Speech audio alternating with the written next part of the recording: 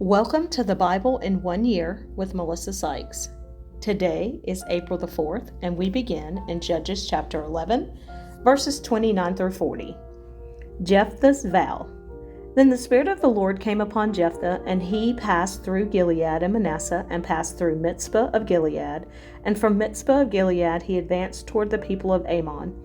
And Jephthah made a vow to the Lord and said, If you will indeed deliver the people of Ammon into my hands, then it will be that whatever comes out of the doors of my house to meet me, when I return in peace from the people of Ammon, shall surely be the Lord's, and I will offer it up as a burnt offering. So Jephthah advanced toward the people of Ammon to fight against them, and the Lord delivered them into his hands. And he defeated them from Aroer as far as Meneth, 20 cities, and to Abel-Kerim with a very great slaughter. Thus the people of Ammon were subdued before the children of Israel. When Jephthah came to his house at Mizpah, there was his daughter, coming out to meet him with timbrels and dancing, and she was his only child.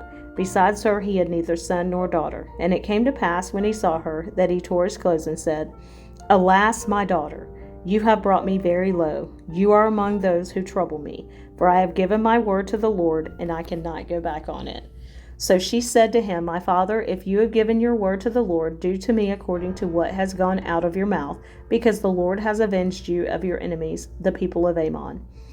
Then she said to her father, Let this thing be done for me. Let me alone for 2 months, that I may go and wander on the mountains, and bewail my virginity, my friends and I. So he said, Go, and he sent her away for 2 months, and she went with her friends and bewailed her virginity on the mountains. And it was so at the end of 2 months that she returned to her father, and he carried out his vow with her, which he had vowed. She knew no man. And it became a custom in Israel that the daughters of Israel went 4 days each year to lament the daughter of Jephthah the Gileadite. Ephraim fights with Jephthah. Judges chapter 12, verse 1 through 7. Then the men of Ephraim gathered together, crossed over toward Zaphon, and said to Jephthah, Why did you cross over to fight against the people of Ammon, and did not call us to go with you? We will burn your house down on you with fire.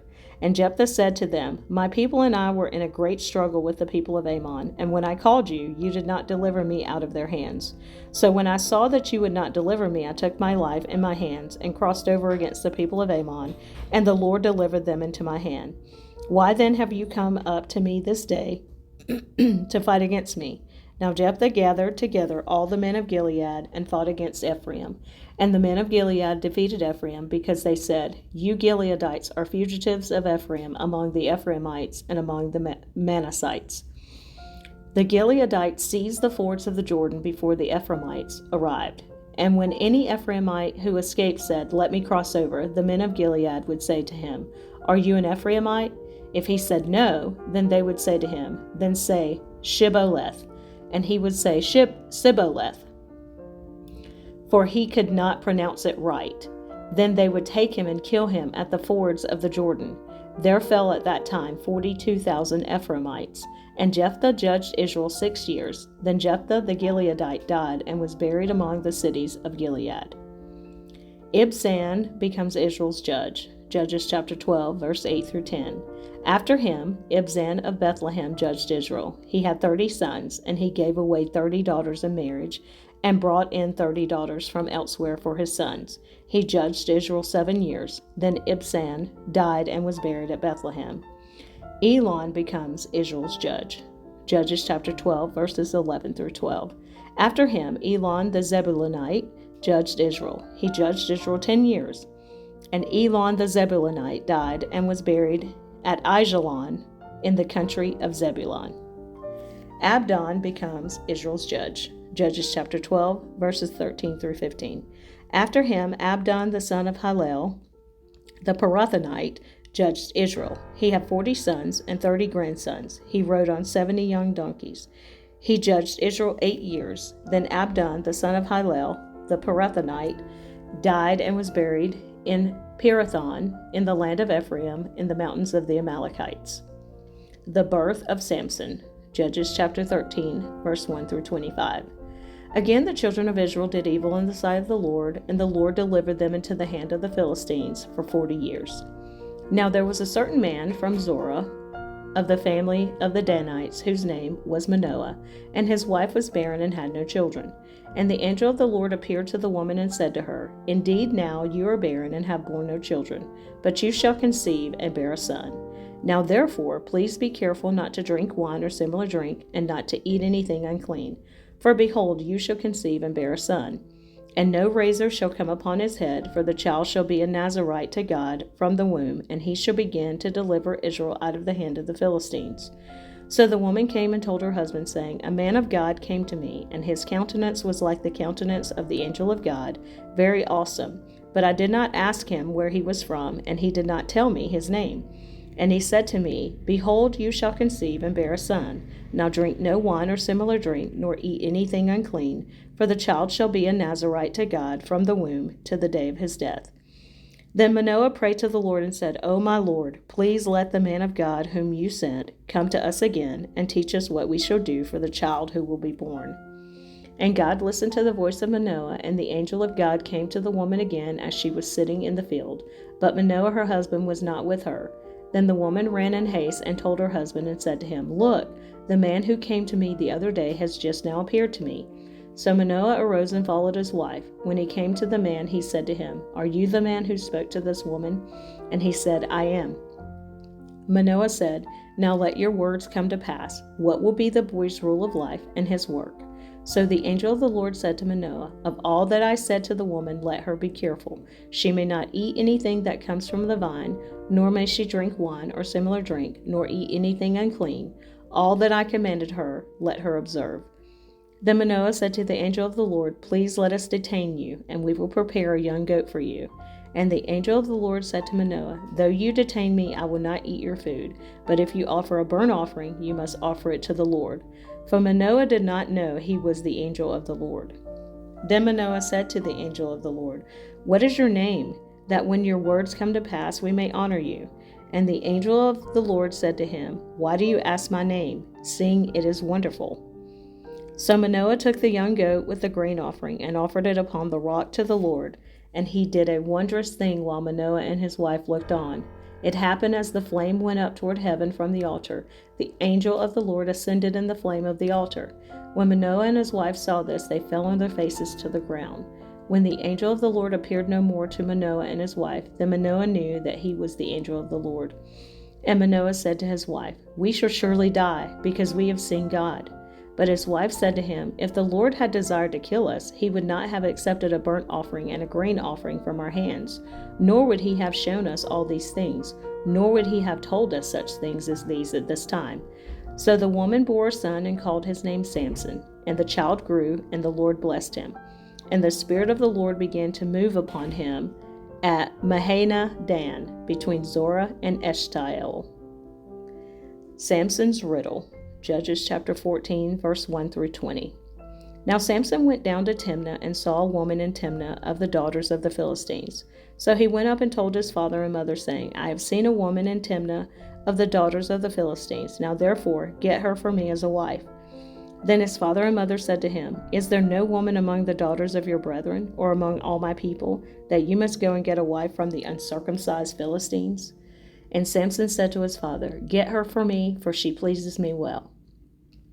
But his father and mother did not know that it was of the Lord, that he was seeking an occasion to move against the Philistines, for at that time the Philistines had dominion over Israel. So Samson went down to Timnah with his father and mother, and came to the vineyards of Timnah. Now to his surprise, a young lion came roaring against him, and the Spirit of the Lord came mightily upon him, and he tore the lion apart as one would have torn apart a young goat, though he had nothing in his hand. But he did not tell his father or his mother what he had done. Then he went down and talked with the woman, and she pleased Samson well. After some time, when he returned to get her, he turned aside to see the carcass of the lion, and behold, a swarm of bees and honey were in the carcass of the lion. He took some of it in his hands and went along, eating. When he came to his father and mother, he gave some to them, and they also ate. But he did not tell them that he had taken the honey out of the carcass of the lion. So his father went down to the woman, and Samson gave a feast there, for young men used to do so. And it happened when they saw him that they brought 30 companions to be with him. Then Samson said to them, "Let me pose a riddle to you. If you can correctly solve and explain it to me within the 7 days of the feast, then I will give you 30 linen garments and 30 changes of clothing. But if you cannot explain it to me, then you shall give me 30 linen garments and 30 changes of clothing." And they said to him, "Pose your riddle, that we may hear it." So he said to them, "Out of the eater came something to eat, and out of the strong came something sweet." Now for 3 days they could not explain the riddle. But it came to pass on the 7th day that they said to Samson's wife, "Entice your husband that he may explain the riddle to us, or else we will burn you and your father's house with fire. Have you invited us in order to take what is ours? Is that not so?" Then Samson's wife wept on him and said, "You only hate me. You do not love me. You have posed a riddle to the sons of my people, but you have not explained it to me." And he said to her, "Look, I have not explained it to my father or my mother. So should I explain it to you?" Now she had wept on him the 7 days while their feast lasted. And it happened on the 7th day that he told her, because she pressed him so much. Then she explained the riddle to the sons of her people. So the men of the city said to him on the 7th day, before the sun went down, "What is sweeter than honey, and what is stronger than a lion?" And he said to them, "If you had not plowed with my heifer, you would not have solved my riddle." Then the Spirit of the Lord came upon him mightily, and he went down to Ashkelon and killed 30 of their men, took their apparel, and gave the changes of clothing to those who had explained the riddle. So his anger was aroused, and he went back up to his father's house, and Samson's wife was given to his companion, who had been his best friend, or his best man. Samson's vengeance on the Philistines. Judges chapter 15, verse 1 through 20. After a while, in the time of wheat harvest, it happened that Samson visited his wife with a young goat, and he said, "Let me go in to my wife into her room." But her father would not permit him to go in. Her father said, "I really thought that you thoroughly hated her. Therefore I gave her to your companion. Is not her younger sister better than she? Please take her instead." And Samson said to them, "This time I shall be blameless regarding the Philistines if I harm them." Then Samson went and caught 300 foxes, and he took torches, turned the foxes tail to tail, and put a torch between each pair of tails. When he had set the torches on fire, he let the foxes go into the standing grain of the Philistines, and burned up both the shocks and the standing grain, as well as the vineyards and olive groves. Then the Philistines said, "Who has done this?" And they answered, "Samson, the son-in-law of the Timnite, because he has taken his wife and given her to his companion." So the Philistines came up and burned her and her father with fire. Samson said to them, "Since you would do a thing like this, I will surely take revenge on you, and after that I will cease." So he attacked them hip and thigh with a great slaughter. Then he went down and dwelt in the cleft of the rock of Etam. Now the Philistines went up, encamped in Judah, and deployed themselves against Lehi. And the men of Judah said, "Why have you come up against us?" So they answered, "We have come up to arrest Samson, to do to him as he has done to us." Then 3,000 men of Judah went down to the cleft of the rock of Etam and said to Samson, "Do you not know that the Philistines rule over us? What is this you have done to us?" And he said to them, "As they did to me, so I have done to them." But they said to him, "We have come down to arrest you, that we may deliver you into the hand of the Philistines." Then Samson said to them, "Swear to me that you will not kill me yourselves." So they spoke to him, saying, "No, but we will tie you securely and deliver you into their hand, but we will surely not kill you."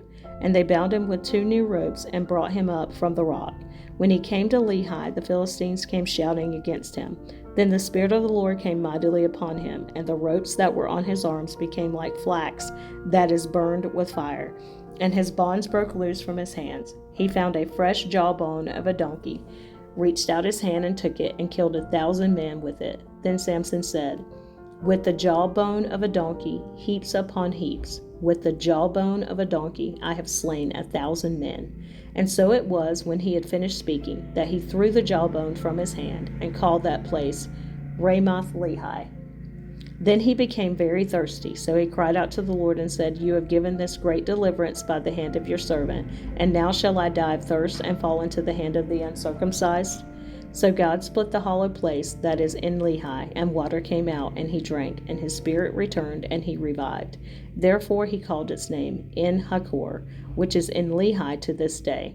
And he judged Israel 20 years in the days of the Philistines.